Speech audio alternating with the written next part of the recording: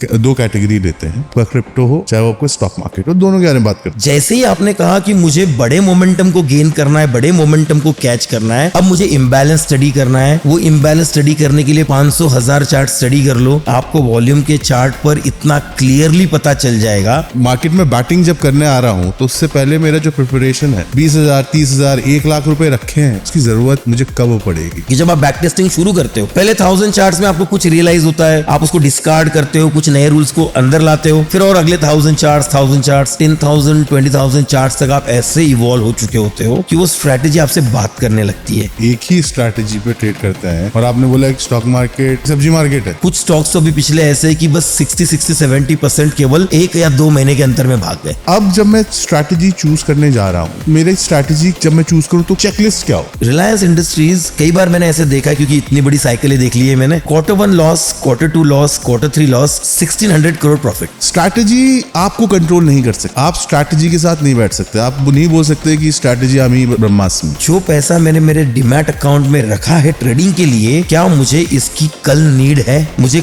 कल ही इसकी जरूरत है, हॉस्पिटल के लिए, फीस भरने के लिए, घर खर्च चलाने के लिए, या किसी इमरजेंसी के लिए। स्वयं महादेव ने भी आपको बाय कॉल दिया ना दोस्त, आप लॉस करने वाले हो।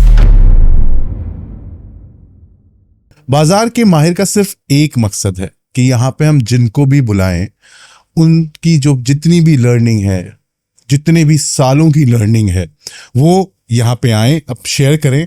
और जो भी इस वीडियो को देख रहा हो, जो भी इस चैनल का सब्सक्राइबर हो, उसको वो नॉलेज हम लोग ट्रांसफर कर पाएं। कम से कम वो कुछ सीख के जाएं, कुछ फायदा मिले उनको अपनी ट्रेडिंग जर्नी में।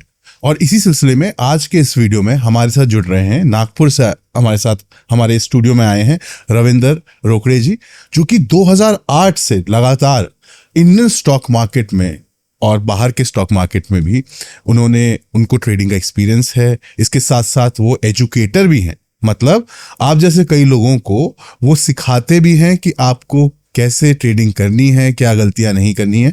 तो हमने सोचा, जब हमारी बात हो रही थी रविंदर जी से, तो हमने कहा सर प्लीज आप इस प्लेटफॉर्म पे आइए। आज हमारे साथ रविंदर जी बैठे हैं। रविंदर जी, आपका बहुत बहुत स्वागत है। 2008 के बाद आप इस मार्केट में हैं।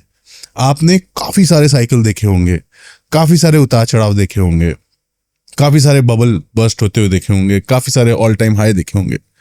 लेकिन इस पूरी जर्नी में, जो कि ऑलमोस्ट मैं कहूंगा 20 साल की है पूरी की पूरी जर्नी, उसमें कौन सी एक चीज जो आज भी आप नहीं भूलते, चाहे वो आपकी लर्निंग हो, चाहे वो आपकी मिस्टेक हो, अगर आप हमको बताएं। क्योंकि इतना लंबा एक्सपीरियंस है, इसलिए मैं पॉडकास्ट की शुरुआत इससे करना चाहता हूँ। Thanks for inviting me. और ये एक अच्छा प्लेटफॉर्म है जहां पर मैं लोगों के साथ अपने एक्सपीरियंस को शेयर कर सकता हूँ, इसलिए thank you very much sir. जैसे आपने कहा कि मेरा 18 to 20 ईयर्स ऑफ एक्सपीरियंस है, मैं कौन सी चीज़ नहीं भूलता, मैं भूल भी नहीं सकता, क्योंकि मैंने अपने लाइफ का बहुत बड़ा पीरियड, और सभी लोग उसी को देते हैं जिसको कहते हैं टेक्निकल एनालिसिस।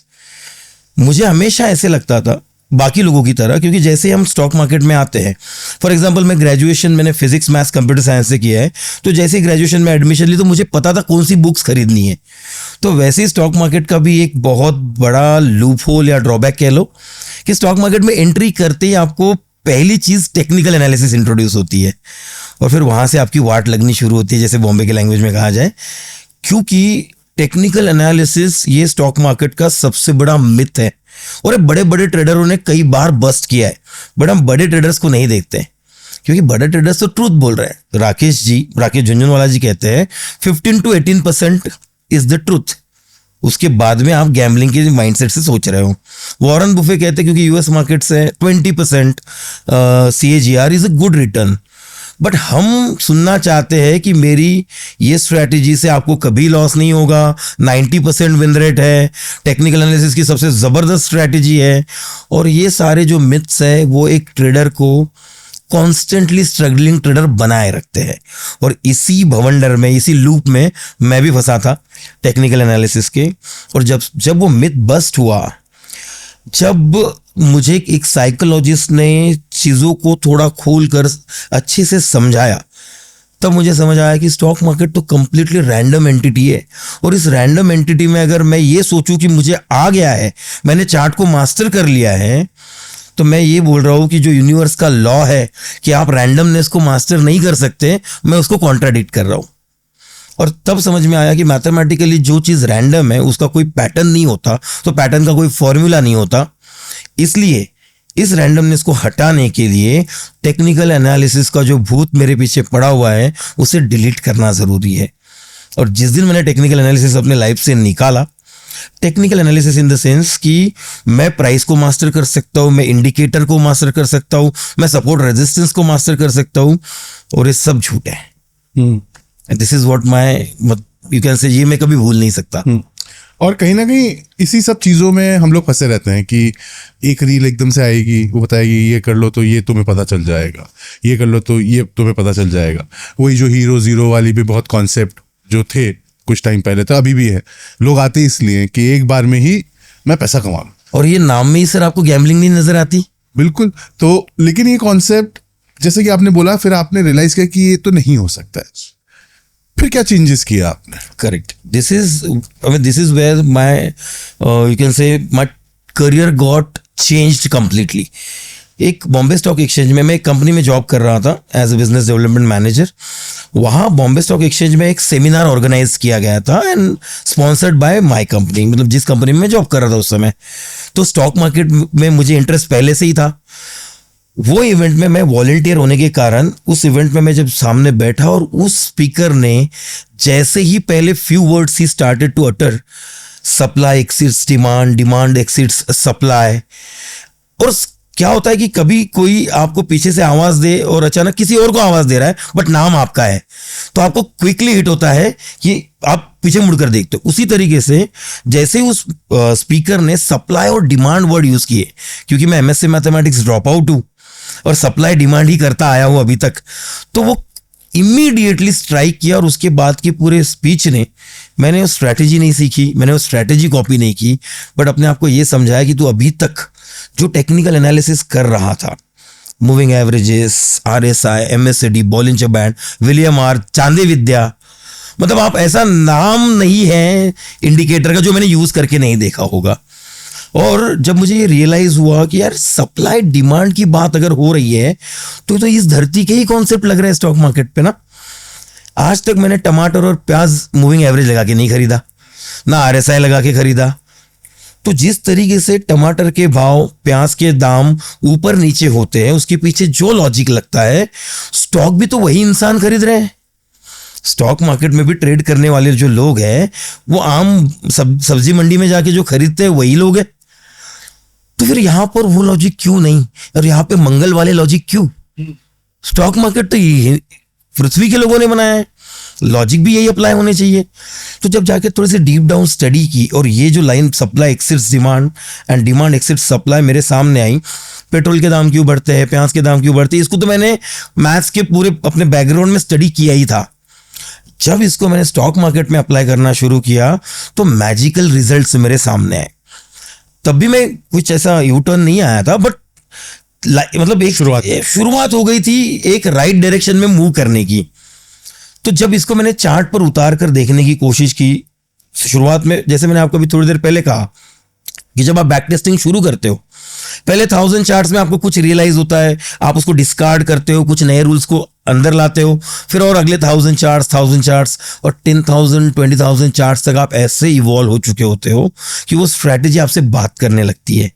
वैसे ही मेरे साथ वॉल्यूम के साथ हुआ, क्योंकि इम्बैलेंस वर्ड का मीनिंग ही होता है वॉल्यूम के बीच का difference, buying volume and selling volume in terms of quantity, not in terms of number of people.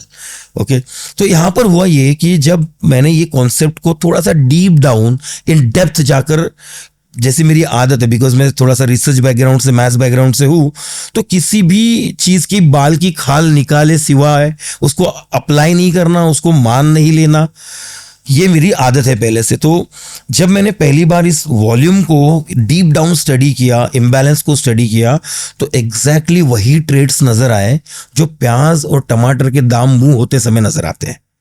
और वहां से स्लोली इवॉल्व होकर आज जो स्ट्रैटेजी मेरे पास है, वो स्ट्रैटेजी पे मैं बिल्कुल वही सिस्टम, मेरे पास कोई 10 डिफरेंट स्ट्रैटेजीज नहीं है, कोई ब्रेड एंड बटर स्ट्रैटेजी नहीं है, कोई A B C कैटेगरी की स्ट्रैटेजी नहीं है, मैं एक ही स्ट्रैटेजी पे ट्रेड करता हूँ और वही मेरा कांस्टेंट एंट्री का पैरामीटर्स है। बहुत बड़ी बात कर रहे हैं कि आप एक ही स्ट्रैटेजी पे ट्रेड करते हैं, और आपने बोला कि एक स्टॉक मार्केट बेसिकली एक सब्जी मार्केट है। एब्सोल्युटली। और तो इसी स्ट्रैटेजी के बारे में हम बात करेंगे, आप जिस स्ट्रैटेजी पे करते हैं ट्रेड। लेकिन उससे पहले मैं ये जानना चाहूंगा कि एक स्ट्रैटेजीज को लेके बहुत गलतफहमी होती है कि स्ट्रैटेजी इम्प्लीमेंट करना बहुत मुश्किल होता है, स्ट्रैटेजी में बने रहना बहुत मुश्किल होता है। तो इस मिथ को आप कैसे देखते हैं? जी सर, जैसे मैंने आपको कहा थोड़ा सा डीप डाउन जाते हैं, क्योंकि क्वेश्चन इतना डेप्थ है इस क्वेश्चन में कि अगर ऊपर बात करके छोड़ेंगे ना, फिर से हम वही नाइंसाफी करेंगे रिटेल ट्रेडर के साथ। तो सबसे पहले the word strategy, what is the role of strategy, और उसका परसेंटेज इन्वॉल्वमेंट इन ट्रेड कितना है। तो अकॉर्डिंग टू मी, थोड़ा हम्बल होने के लिए 5% वेटेज देता हूं मैं स्ट्रैटेजी को, वैसे तो उसका 1% वेटेज है, ठीक है। 5% वेटेज है जिसको हम स्ट्रैटेजी कहते हैं, और लोग अपनी जिंदगी स्ट्रैटेजी पे लगा रहे हैं, और जस्ट 5% वेटेज है। मैं आपको पूरा इन डेप्थ पूरा ये जो बाइफर्केशन है ये समझाऊंगा आपको।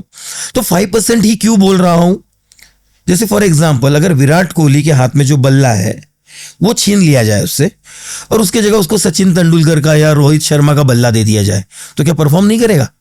करेगा। तो बल्ले में स्किल है या विराट कोहली में? विराट कोहली। एब्सोल्युटली। बल्ले से फर्क नहीं पड़ रहा है। हाँ, लेकिन अगर मैं बल्ला निकाल लूं और एक लठ या लकड़ी दे दूं उसके हाथ में, तो अब नहीं परफॉर्म करेगा, क्योंकि स्किल हल्का सा उस बल्ले के साथ एसोसिएटेड है। 100% उसका जो माइंड है सुपरमैन का माइंडसेट है, और इस वजह से वो उस बल्ले के साथ इतने प्रिसाइजली और कंसिस्टेंटली परफॉर्म करे जा रहा है। अब आते हैं स्ट्रैटेजी के वेटेज को मैंने 5% क्यों रखा है। अगर हम रोल देखेंगे, पहले रोल देखना जरूरी है कि ये स्ट्रैटेजी कर क्या रही है, कहां तक पहुंचा रही है मुझे, कहां से शुरू हो रहा है। तो अगर मैं ट्रेडिंग की साइकिल को शुरू करूं तो एंट्री तक आने तक, मतलब जहां मैं एंट्री पे पहुंच रहा हूं, मैं अपना 90 to 95% पार्ट पहले कंप्लीट कर चुका होता हूं। क्योंकि यस, कैसे, अब मैंने एंट्री तक आने तक की बात की, और 90% पार्ट कंप्लीट है, तो फिर 95% तक ही लेके जा रहा है एंट्री मुझे 5% वेटेज के अनुसार। सर, सबसे पहला आता है कि जो पैसा मैंने मेरे डीमैट अकाउंट में रखा है ट्रेडिंग के लिए, क्या मुझे इसकी कल नीड है? अगर आंसर है हाँ, मुझे कल ही इसकी जरूरत है, हॉस्पिटल के लिए, फीस भरने के लिए, घर खर्च चलाने के लिए, या किसी इमरजेंसी के लिए, लेकिन मुझे इसकी कल ही नीड है, स्वयं महादेव ने भी आपको बाय कॉल दिया ना दोस्त, आप लॉस करने वाले हो, फिक्स है। Because your mind is not ready to lose on that particular trade. आप एक्सपेक्ट कर रहे हो कि मुझे इससे प्रॉफिट ही होना चाहिए, चाहे 1 रुपया क्यों ना हो, और भोलेनाथ ने दिया हुआ भी कॉल आप 1 रुपया प्लस में कट करके भाग जाओगे, क्योंकि वो प्लस दिखा रहा है आपको। आपने सिर्फ स्ट्रैटेजी पे वर्क किया है। ये जो बाकी के पैरामीटर्स में भी आपको एक्सप्लेन करने वाला हूं, ये इतने डिटेल्ड है, इतने बड़े हैं कि स्ट्रैटेजी मायने ही नहीं रखती। इवन बड़े बड़े साइकोलॉजिस्ट बोल चुके हैं, you can make money with coin toss if you have got a strong head up there. क्यों? क्योंकि जैसे ही मान लो शुरुआत हुई इस क्वेश्चन से, क्या वो पैसों की कल जरूरत है, आंसर यस है तो ट्रेडिंग मत करो। आंसर नो है, और आंसर इतना बड़ा नो है कि अगले 1 साल तक मुझे इस पैसे की जरूरत नहीं है, आपने पहला पड़ाव पार कर दिया। अब ये पहला पड़ाव क्या लेकर आ रहा था? ये लेकर आ रहा था प्रेशर, और प्रेशर लेके आ रहा था fear. Pressure of what? I can't afford to lose. You are coming to do a business ऐसे एनवायरमेंट में जो अनसर्टन है। चाय की दुकान डालोगे तब भी उसके इतने सारे आपके पास एग्जाम्पल्स हैं कि कुछ ना कुछ आपको उसके पीछे से बैकग्राउंड मिल जाएगा, but stock market is uncertain, random game, और यहां पर आप सर्टेनिटी ढूंढ रहे थे। तो ये पहला क्राइम तो इसी जगह कर रहे थे। अब आप जैसे कहते हो कि मुझे 1 साल तक पैसों की कोई जरूरत नहीं है, अब दूसरा सवाल आता है, क्या आप इन पैसों से आज कमाई करके घर चलाने वाले हो या नहीं? अगर आपका आंसर फिर यस है, फिर से ट्रेडिंग मत करो, वो पैसे को अभी फिक्स डिपॉजिट में डालो, थोड़ी नौकरी कर लो, और कहीं से पैसे इकट्ठा करो। थोड़ा सा कड़वा है, बट सच तो यही है। क्योंकि अगर आपको उस पैसों की जरूरत नहीं है, बट उस पैसों से पैसे बनाने की जरूरत है, तब भी आप प्रेशर में ही ट्रेड करोगे। अभी जो प्रेशर मैं बोल रहा हूँ ये क्या करता है सर, सबसे पहली चीज, अगर मैं भी सोच रहा हूँ कि मैं आपके साथ बात कर रहा हूँ और अगर मुझे फोन आ जाए और मैं फोन सिर्फ कान पर लगा और मैं पूरा कॉन्सेंट्रेट आपके वर्ड्स पे कर रहा हूँ, तो क्या फोन पे की एक भी बात सुन पाऊंगा मैं? नहीं, क्योंकि human brain is incapable of doing multitasking, right? अब अगर बार बार कंटिन्यूअसली मैं ये बोल रहा हूं I can't afford to lose next trade, मुझे आज 1000 रुपए बनानी ही है, ये जाप कर रहा हूं मैं, श्री राम जय राम जय जय राम की तरह इसको जाप किए जा रहा हूं। अबे जाप करते हुए सबसे बड़ी प्रॉब्लम क्या है, क्या मेरे माइंड में मेरे स्ट्रेटेजी का कोई भी रूल चल रहा है? मेरे माइंड में ये आ रहा है कि ये सेटअप बन रहा है, ये मेरा पहला लेग कंप्लीट कर रहा है, ये मेरा दूसरा लेग कांस्टेंट मुझे पैसे बनाने पैसे बनाने पैसे बनाने, आज डेली वेजेस निकालने हैं। और इस वजह से होता यह है सर, थोड़ी देर में फ्रस्ट्रेट होकर या आउट ऑफ कंपल्शन सेंस कहां से आता है कि अगर मुझे आज स्टॉक मार्केट से 1000 रुपए निकालने हैं तो मुझे बटन दबाना पड़ेगा। अगर मैं बटन नहीं दबाऊंगा तो आज का जो 1000 रुपए कल के दिन पे चला जाएगा और प्रेशर डबल हो जाएगा। मतलब अपने आप को मैं ये समझा रहा हूं, ये समझाते समय सेटअप कहीं पर भी माइंड में नहीं है। और इस वजह से जिस मोमेंट पे वो इल्ड पॉइंट क्रॉस हो जाता है आपके ब्रेन में पेशेंस का, कि नहीं बस अब अगर बटन नहीं दबाया तो वैसे पैसे नहीं बनने, अब जहां पर भी वो चार्ट प्रेजेंट है उस जगह पर आप डिसाइड करते हो ऊपर जाएगा कि नीचे जाएगा। क्राइम, ये है क्राइम ना, सेटअप है।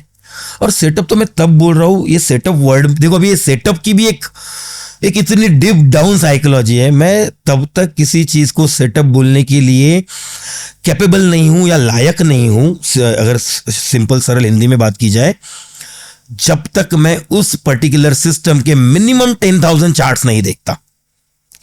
क्योंकि किसी रवि ने, किसी सागर ने मुझे सिखा दिया और अब मुझे आ गई वो स्ट्रेटेजी। ऐसे नहीं होता। रवि उसके 50,000 चार्ट देख चुका है और उसके रेफरेंसेस उसके माइंड में स्टोर्ड है। उसके रेफरेंसेस उसको लाइव मार्केट में बताते हैं कि ये सेटअप तो बिल्कुल उस सेटअप की तरह है जहां पर जैकपॉट आया था। बट जो सीखा है नीलेश, उसको तो ये कुछ भी नहीं पता। उसके लिए तो केवल इतना है कि रवि ने सिखाया इसलिए चलेगा। मतलब अभी तक उसने उस सेटअप को अपना सेटअप नहीं बनाया है, इसलिए वो सेटअप ट्रेड नहीं कर रहा है, वो केवल ट्रेड कर रहा है।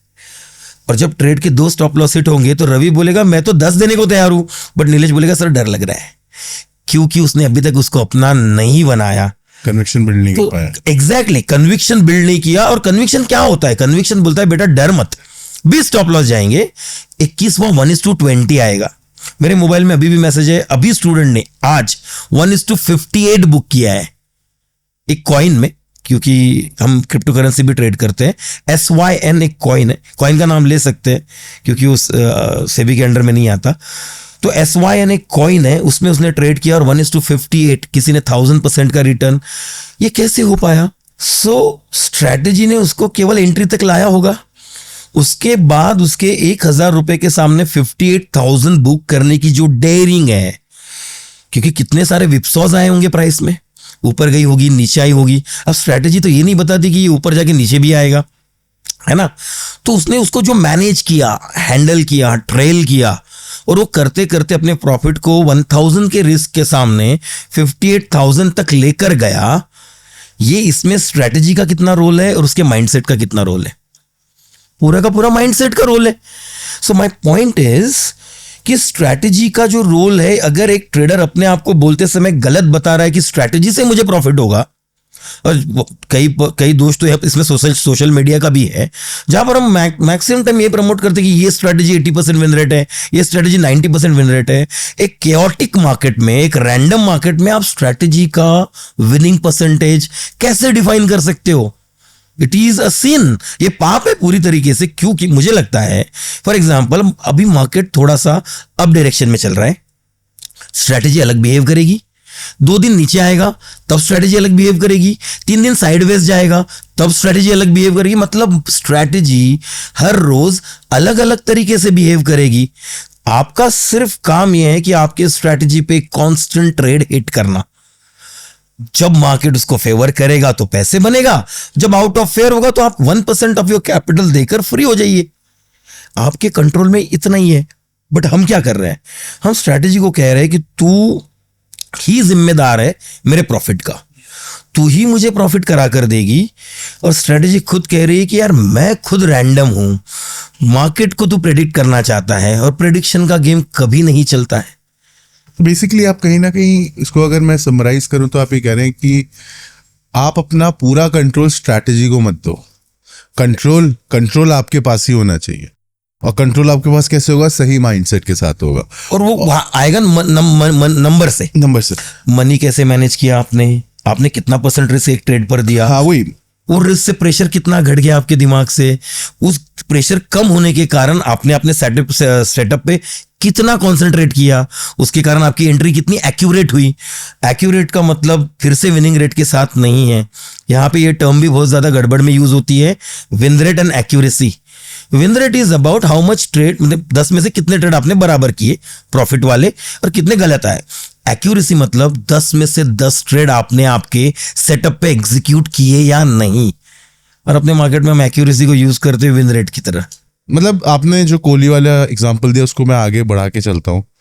कोहली जब सब फॉर्मेट खेल रहे थे, अब नहीं खेल रहे हैं, अब से वनडे तो नहीं खेल रहे, वनडे खेलते हैं, आईपीएल खेलते हैं, लेकिन ऐसा नहीं है कि पूरे साल वो कुछ नहीं खेल रहे और सीधे आईपीएल खेलना आ जाता। एग्जैक्टली माय पॉइंट, वंडरफुल है ना। तो वो उससे पहले प्रैक्टिस करते हैं, कोहली होने के बावजूद, विराट कोहली होने के बावजूद भी वो प्रैक्टिस करते हैं, लगातार प्रैक्टिस करते हैं और फिर खेलने आते हैं। करेक्ट, मार्केट भी यही है जी, बिल्कुल। तो, और सबसे बड़ी बात जो मैं बाकी लोगों से से बात करता हूँ तो मुझे समझ में ही आता है कि मार्केट में बने रहना सबसे इम्पोर्टेंट है। बहुत, मतलब आपने एकदम क्रक्स ऑफ द स्टोरी को हिट किया। जो आपने कहा ना कि मैं मार्केट में बैटिंग जब करने आ रहा हूं तो उससे पहले मेरा जो प्रिपरेशन है, मेरे वो जो 20,000 30,000 1 लाख रुपए रखे हैं जो मार्केट में लेके आ रहा हूं, उसकी जरूरत मुझे कब पड़ेगी, क्या मैं उसको अगर मार्केट में लेके आया, क्योंकि market is random, it's all about probability. अगर मैं वहां पे खो दिया तो क्या मैं अपनी नींद भी खो दूंगा? Wonderful, yes. तो कहीं ना कहीं वही जो मैंने बात कही, जो आपने बात कही कि स्ट्रैटेजी आपको कंट्रोल नहीं कर सकती है, आप स्ट्रैटेजी के साथ नहीं बैठ सकते, आप नहीं बोल सकते कि स्ट्रैटेजी आमी ब्रह्मास्त्र में, उसकी बियॉन्ड जाना पड़ेगा। बिल्कुल, और शायद यही वजह है कि स्ट्रैटेजी हॉपिंग जो आप बता रहे थे कि अरे यार ये किसी काम की नहीं है स्ट्रैटेजी, और आप हैं जो बोल रहे हैं कि मैं सिर्फ एक स्ट्रैटेजी से ही ट्रेड कर रहा हूं। तो अब हम आपके पास आते हैं, अब आप बताइए, जब आपने माइंडसेट पे बात की, पूरी बात हुई हमारी, क्या स्ट्रैटेजी और इतना कन्विक्शन कैसे है आपको? सर कन्विक्शन मुझे, जैसे मैं अपने एकलव्य था जिसने द्रोणाचार्य को अपना गुरु माना था जबकि उन्होंने उसको सिखाया भी नहीं था, वैसे रिचर्ड डेनिस एक ट्रेडर है, शिकागो मर्केंटाइल एक्सचेंज में कमोडिटी पेट में ट्रेड करते थे। उन्होंने $1,600 को इन इंडियन रुपीज 3300 करोड़ में कन्वर्ट किया, मतलब 1.5 लाख से 3300 करोड़। ये कैसे किया, इसमें उनका विन रेट क्या था, अगर मैं ये बताऊंगा तो एक शॉकिंग सा ट्रुथ है। 95% trades of Richard Dennis were losing trades. अब आप मुझे बताइए, अगर कोई स्ट्रेटजी 100 में से केवल 5 बार टारगेट हिट कर रही है तो क्या वाकई में स्ट्रेटजी का कोई भी कंट्रीब्यूशन है, या वो रिचर्ड डेनिस के दिमाग का कमाल है कि उस 5 ट्रेड से उसने इतना जूस निकाल लिया जितना 95 लेकर नहीं गए? कहाँ आया स्ट्रेटजी का रोल, राइट? सो पॉइंट यहां पर यह है कि जब तक हम अपने आप को ये नहीं समझाते, मैंने अपने आप को वही समझाया कि रिचर्ड डेनिस ने, और इवन राकेश झुनझुनवाला जी का एक इंटरव्यू है, पब्लिकली उन्होंने कहा ये बात एग्जैक्टली कि सब स्टॉक्स ने मेरे को पैसा बना के नहीं दिया। एग्जैक्टली।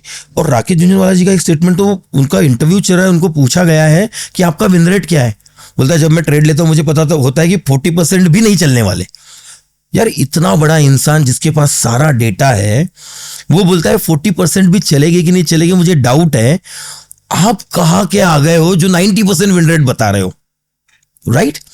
तो और राकेश झुनझुनवाला जी का टाइटन आज भी होल्ड है, अभी तक कितना 1:2 रिस्क रिवॉर्ड कैलकुलेट कर लो तो उनके 1000 भी स्टॉप लॉस हिट हो गए होंगे तो वो भी कवर हो गए होंगे। तो जब मुझे साइकोलॉजिकली माइंडसेट वाइज मैं रिलैक्स हुआ, मुझे ये समझ आया कि जिस पैसों की ज़रूरत है, मैं कितना भी अच्छा ट्रेडर बन जाऊं, अगर वो ज़रूरत वाले पैसे में लगाऊंगा तो मैं प्रॉफिटेबल नहीं बन सकता। तो मैंने प्रॉप ट्रेडिंग डेस्क का रास्ता चुना, और प्रॉप ट्रेडिंग डेस्क में मैं पहले पूना की एक डेस्क है, वहाँ पर मैंने ज्वाइन किया, वहाँ पर 6 महीना 8 महीना अच्छा परफॉर्म किया। वहाँ से फिर किसी और कंपनी में और बड़ी बाइंग पावर मिली, वहाँ अच्छा रिजल्ट निकाला। फिर ऐसे करते करते आज मैं यूएस इक्विटी मार्केट में $27 मिलियन फंड मैनेज करता हूँ। जैसे ही $5 मिलियन क्रॉस हो जाते हैं, वो आपको इंट्राडे नहीं करने देते, स्विंग ट्रेडिंग पे मूव करना पड़ता है। और मैं इंडियन इक्विटी मार्केट में यूएस मार्केट के लिए लोगों को रिक्रूट भी करने वाला था इंडिया में, बट समहाउ ट्रम्प आया, उसने बहुत सारे रिफॉर्म्स कर दिए, बहुत सारे रूल्स चेंज कर दिए, उसके कारण ये रिक्रूटमेंट हॉल्ट पर है। बट जल्दी इंडिया में भी मैं इस पर रिक्रूट करने वाला हूँ। इसके फ़ायदा क्या है?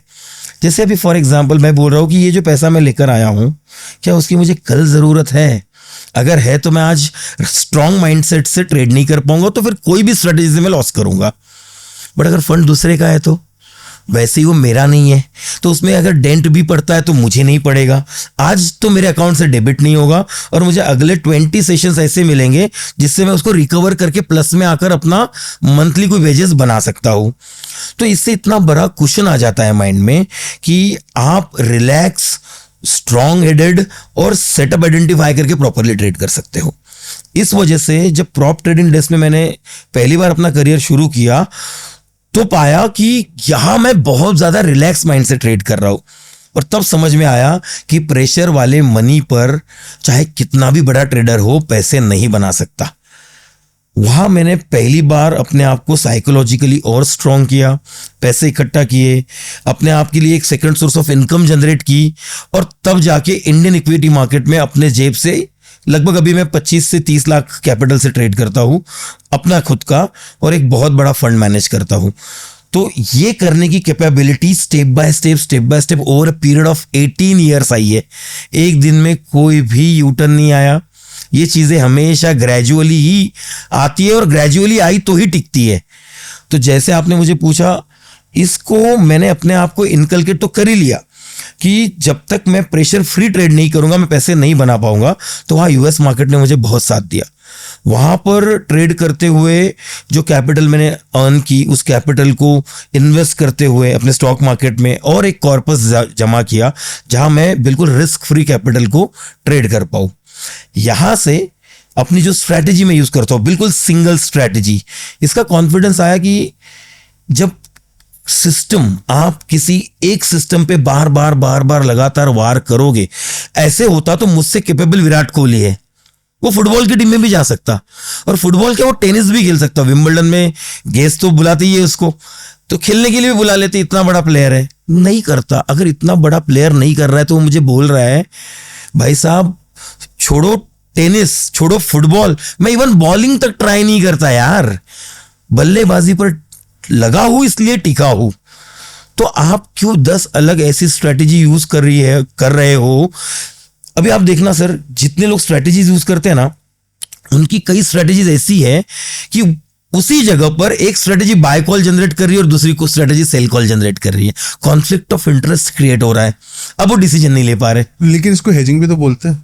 हेजिंग एक अलग कॉन्सेप्ट है, जहां पर आप, मतलब मैं हेजिंग वो कॉन्सेप्ट, मतलब मैं बोल रहा हूँ कि कहीं अगर वो गड़बड़ हो गया तो इससे शायद पैसा बन जाए, इस उसमें बोल रहा हूँ मैं। माइंडसेट्स के पीछे ये होता है, तो इसलिए करते हैं। और बहुत सारे एक्सपर्ट्स तो ऐसे भी हैं जो बोलते हैं एक आपकी कभी एक स्ट्रैटेजी होनी नहीं चाहिए। हाँ एग्जैक्टली। और यहाँ मुझे बिल्कुल शॉक लगता है, और मैं बिल्कुल हम्बली बोल रहा हूँ, without disrespecting anyone, I respect everyone. Even मैं आपको बोलता हूँ, मैं मतलब इतना 18 ईयर्स एक्सपीरियंस होने के बाद भी हर नए पॉडकास्ट या हर नए ट्रेडर को सुनता हूँ, देखता हूँ इसकी साइकोलॉजी क्या है, इस किस एस्पेक्ट पर ये फोकस कर रहा है। कहीं ना कहीं कुछ ना कुछ सीखने जरूर मिलता है। बट मैं ये बात अग्री करने को बिल्कुल तैयार नहीं हूं कि मल्टीपल स्ट्रेटजी आपके पास होनी चाहिए। हाँ, अगर आप उसको रोबोट बनाकर रखे हो, अगर आपने उस पर ऑटोमेटेड ट्रेडिंग सिस्टम बनाया है तो बात अलग है। क्योंकि मैं इसकी एक आपको इन डेप्थ साइकोलॉजी बता देता हूं। जैसे फॉर एग्जांपल मेरे पास ABCD 4 स्ट्रेटेजीज है, मान लो 10 स्ट्रेटेजीज है, 10 स्ट्रेटेजी का बुफे है मेरे पास। अब 10 पेड़ है मेरे पास, ठीक है सर। अब मैं पहले एक पेड़ पर एक वार करता हूं, दूसरे पेड़ पर एक वार करता हूं, तीसरे पेड़ घूमकर ऐसे 10 वार करने के बाद पहले पेड़ पर फिर अलग एक वार, सेकेंड वार आता है 11वां, ठीक, अब उसी जगह एक दूसरा प्लेयर है, वो उसके पास एक ही पेड़ है और वो एक ही पेड़ पर एक ही जगह पर कंटिन्यू वार कर रहा है, और पेड़ 1000 वार करने के बाद गिरने वाला है।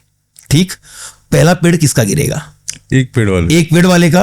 रीजन बीइंग वो उस चीज में इतना फाइन ट्यून हो जाएगा, इतना फाइन ट्यून हो जाएगा। रीजन क्या है? सिंपल है, हर एक की प्रोबेबिलिटी अलग अलग है। तो मतलब अगर मैं ये कह रहा हूं कि मैं ए स्ट्रेटेजी यूज कर रहा हूं, बी यूज कर रहा हूं, सी यूज कर रहा हूं, और मैं 10 पर 10 ट्रेड डाल रहा हूं, आज हो सकता है मेरे 10 के 10 ट्रेड के स्टॉप लॉस हिट हो। रीजन, हर एक का आज वो दिन हो जिस दिन स्टॉप लॉस हिट होने वाला है। But A is independent on B and so on and so forth, सब एक दूसरे पर इंडिपेंडेंट है। तो जब ए पर आप 1000 ट्रेड कर जाओगे, बी पर 1000 कर जाओगे, और ऐसे ही 10वें नंबर पे 1000 ट्रेड कर जाओगे, तब जाकर आप प्रोबेबिलिटी काउंट करोगे तो इंडिविजुअल प्रोबेबिलिटी आपको अलग अलग नजर आएगी। तो अल्टीमेटली आपने ट्रेड एक ही स्ट्रेटेजी पे किया, बोलते समय आप 10 अलग स्ट्रेटेजी बोल रहे हो। बस यही फर्क है। वैलिड पॉइंट, सही बात है। अब आते हैं स्ट्रैटेजी चुनने पर। अगर और इसमें हम 2 कैटेगरी लेते हैं। एक तो मैं यंग ट्रेडर हूँ, नया हूँ, और क्योंकि आजकल यूथ जेनजी ट्रेडिंग में attracted to stock market very much. चाहे वो आपका क्रिप्टो हो, चाहे वो आपका स्टॉक मार्केट हो, दोनों के बारे में बात करते हैं। क्योंकि मैं समझ गया आप जब कह रहे हैं कि स्ट्रैटेजी का मतलब माइंडसेट है, बाकी गेम तो अलग है। अगर माइंडसेट, तो अब जब मैं स्ट्रैटेजी चूज करने जा रहा हूं, अब हम जेनजी की बात करेंगे, फिर हम ट्रेडर पे आएंगे। तो मेरे स्ट्रैटेजी जब मैं चूज करूं तो चेकलिस्ट क्या हो? और इतना प्यारा क्वेश्चन है, मैं एक मुकेश अंबानी जी के एग्जांपल से बताता हूं इसको। रिलायंस इंडस्ट्रीज, कई बार मैंने ऐसे देखा है क्योंकि इतनी बड़ी साइकिलें देख ली है मैंने। हाँ बिल्कुल। Q1 loss, Q2 loss, Q3 loss, Q4 1600 crore profit. Q1 loss, Q2 हल्का सा profit, Q3 loss, Q4 1200 crore profit. और जो 1 लॉस, 2 लॉस, 3 लॉस बोल रहा हूं ना मैं, 200 crore loss, 250 crore loss, 300 crore loss.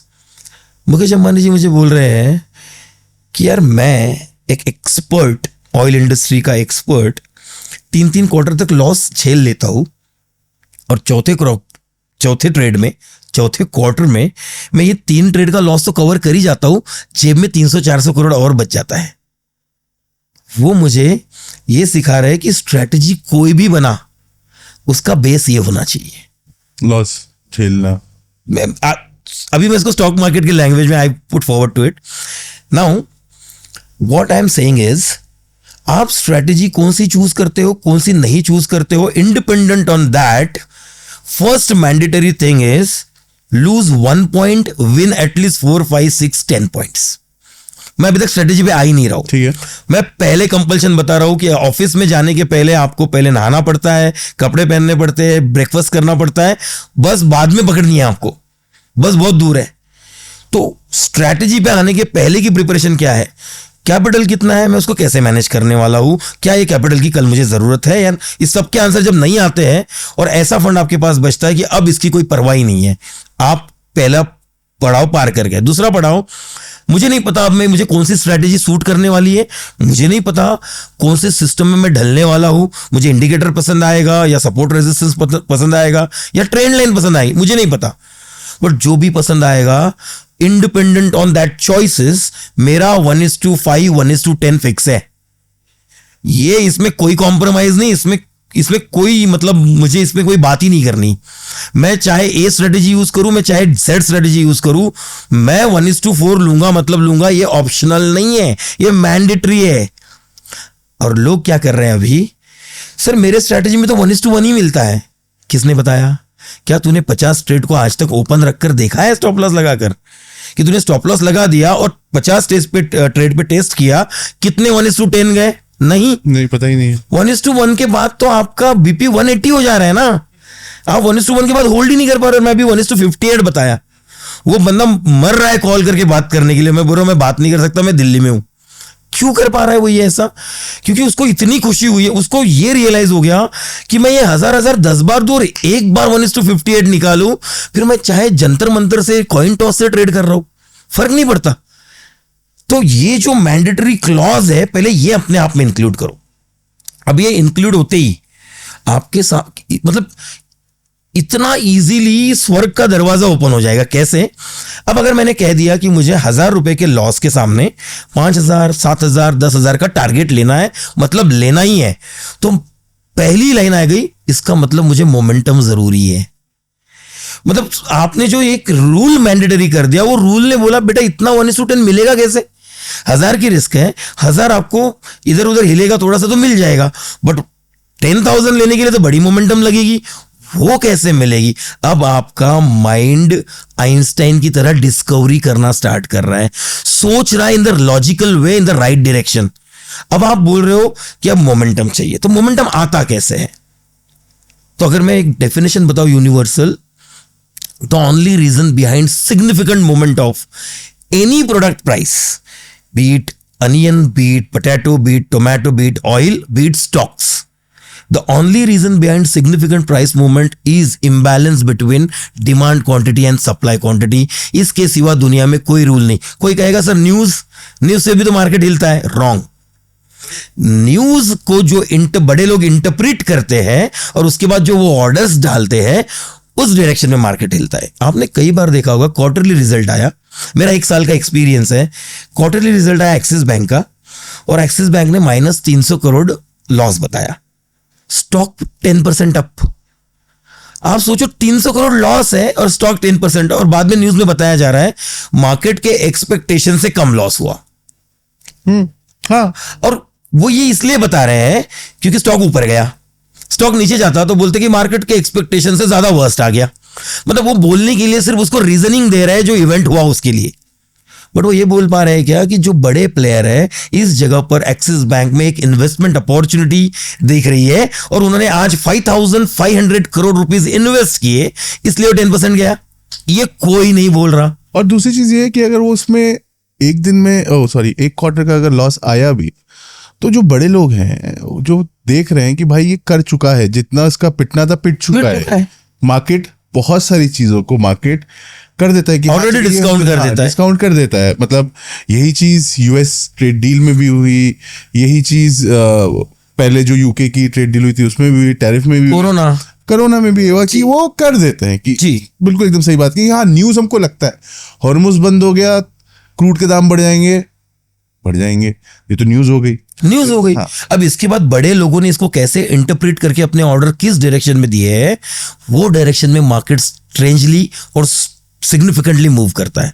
तो जैसे ही आपने कहा कि मुझे बड़े मोमेंटम को गेन करना है, बड़े मोमेंटम को कैच करना है, अब मुझे इम्बैलेंस स्टडी करना है। आप वो इम्बैलेंस स्टडी करने के लिए 500,000 चार्ट स्टडी कर लो, आपको वॉल्यूम के चार्ट पर इतना क्लियरली पता चल जाएगा। कुछ स्टॉक्स तो अभी पिछले ऐसे है कि बस 60-70% केवल 1 या 2 महीने के अंतर में भाग गए, जिसका वेट हमें बड़े बड़े प्लेयर क्या बोल रहे हैं, 18, 15%, 20% return CAGR is a good CAGR, but वो ऐसे स्टॉक में इन्वेस्ट करते हैं जो 10,000% रिटर्न, 20,000% रिटर्न उनको जनरेट करके दे रहे हैं। तो उसका स्किल लाने के लिए आपको जो बेसिक मैंडेटरी चीज, राकेश झुनझुनवाला ने हर ट्रेड को 1 रुपया ऊपर जाकर काटकर पैसे नहीं बनाए, उसने उसको होल्ड करके बनाए, फिर वो स्विंग हो या ultimately intraday trading is a 6 hour game, investment is a 1 year 5 year game. Period तो है ना आपके पास, तो फिर उस पीरियड में आपको होल्ड करने की क्षमता बढ़ानी पड़ेगी। आप इसको कि सर मैं तो मूविंग एवरेज यूज करता हूं इसलिए 1:1 में निकल जाता हूं, नहीं दोस्त, मूविंग एवरेज भी 1:10 देगा। थोड़ा सा इंबैलेंस का रीजन ऐड करने की कोशिश कर, उसको फाइंड। तू रिस्क रिवॉर्ड को मैनेज मत कर, risk reward should be fix, you should be managing the rules of the strategy, and then you step by step ऐसे लेवल पे आ जाओगे, आपको 10 में से 8 स्टॉप लॉस देने को भी डर नहीं लगेगा। और जिस दिन ये लेवल पे आ गए सर आप कि अब आपको एक सीक्वेंस में 8 स्टॉप लॉस को भी डर नहीं लग रहा है, 10 स्टॉप लॉस के आप बन गए, you arrived, now no one can make you losses. सुनने में अच्छा लगते हैं सब बातें, बिल्कुल, लेकिन सर अब मैं ट्रेडर के POV से बात करता हूं आपसे। ट्रेडर बन गया हूं, 9 से 5 की मेरी जॉब भी है, मुझे ऑफिस भी आना है, जॉब शुरू होगी तो मार्केट भी शुरू हो जाता है, तभी प्री मार्केट ओपनिंग हो जाती है, 9 बजे मेरे को ऑफिस भी पहुंचना होता है, ट्रेडिंग भी करनी है, साथ में स्ट्रैटेजी भी है मेरे पास, ये भी है वो भी है, ज्ञान भी है, पूरा सोशल मीडिया तो है ही है। अरे तो क्या करूं, मेरे पास क्या रास्ता है? मुझे अगर आपने जो बात बताई कि ये माइंडसेट है, मैं क्या करूं? मेरे पास तो समय ही नहीं है ना। आपने बोला 6 घंटे, इंट्राडे इज आल्सो 6 आवर्स। जी 6 घंटे भी बहुत लंबा समय होता है, बिल्कुल। लेकिन मेरे तो साथ में जॉब भी है, तो मैं क्या करूं? तो इसका बहुत सिंपल सॉल्यूशन है सर। आपने देखा होगा तरह तरह के लोग होते हैं, मैं खाना खाने की बात कर रहा हूं। कोई 10 रोटी खा लेता है, किसी का 2 रोटी में ही पेट भर जाता है। am I right? अब उसने 10 रोटी खाई, इसलिए मुझे भी तो इक्वल बिल ही भरना है, तो मैं भी 10 रोटी खाता हूं। तो हर एक का अपना अपना कैपेसिटी होता है। कोई 2 खा रहा है, कोई 10 खा रहा है। अब वो 10 खा रहा है, इसलिए मैं ये नहीं बोल सकता कि मुझे भी 10 खानी है, अगर मेरी कैपेसिटी 2 ही रोटी की है। तो मैं कहना ये चाहता हूं, अगर स्टॉक मार्केट 9:15 से 3:30 तक है और आप केवल 9:15 से 9:30 तक ही मार्केट देख सकते हो, तो ये क्राइम है ये सोचना कि मुझे 3:30 तक कुछ भी करके ट्रेड करना है, चाहे किसी का कॉल ले लूं, चाहे किसी से टिप ले लूं। आप अपने पैसों से खुद प्यार नहीं करते, कोई और क्यों प्यार करेगा? वो आपको बर्बाद कर देगा। पॉइंट ये है कि क्या आप अपने आप को ये समझा पा रहे हो कि अगर मेरे पास सुबह का सिर्फ 15 मिनट है, तो मैं कोई ऐसे सिस्टम पे काम करूं जो कल रात में स्टडी करके बैठ जाऊं और आज सुबह आकर सिर्फ मुझे एंट्री करनी है, एक जीटीडी का स्टॉप लॉस लगाना है। एक तो स्टॉप लॉस हिट होगा, नहीं तो अगर मेरे डायरेक्शन में चल रहा है तो चलने दो 4 दिन, 5 दिन, 10 दिन। मैं इंट्राडे के लिए एलिजिबल नहीं हूं, ये बोलने में आपको किस बात का भय नजर आ रहा है?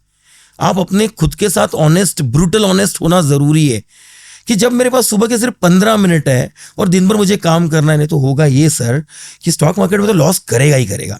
वो लॉस का फ्रस्ट्रेशन जॉब पर रिफ्लेक्ट होगा, जॉब पर वो जस्टिफिकेशन नहीं कर पाएगा और बॉस उसको जॉब से निकाल देगा, और कई लोगों के साथ हुआ ये।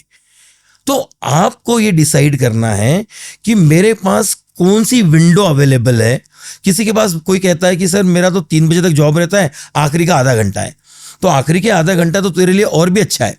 मॉर्निंग वाले का तो भी मार्केट बंद हो गया और अभी gap up gap down decide इसका फेट करेगा, लेकिन उसके पास तो 3:30 बजे बिल्कुल लाइव मार्केट चल रहा है और उसके पास डिसीजन बनाने का समय कि 5 दिन के लिए अब मुझे ये स्टॉक बाय करना है। तो पॉइंट मेरा सिंपल सा है, जितना समय आपके पास अवेलेबल है मार्केट उतना ही आपके लिए है। हर किसी के लिए मार्केट 9:15 से 3:30 नहीं होता। जो जॉब कर रहा है वो आधा घंटा काम करे, जो फुल टाइम मेरी तरह ट्रेड कर रहा है तो फिर तो उसके लिए पूरा दिन भर ही खुला है। तो अपनी अपनी कैटेगरी डिवाइड करे, उसके हिसाब से अपनी स्ट्रैटेजी डिवाइस करे और उसके हिसाब से ट्रेड करे। हाँ, मतलब वही अगेन बात डिसिप्लिन की है। तो अल्टीमेटली बोला ही मैंने वो कि strategy is just a tool to enter into a trade. मैं इससे ज्यादा इसको कोई तवज्जो नहीं, इंपॉर्टेंस नहीं देता।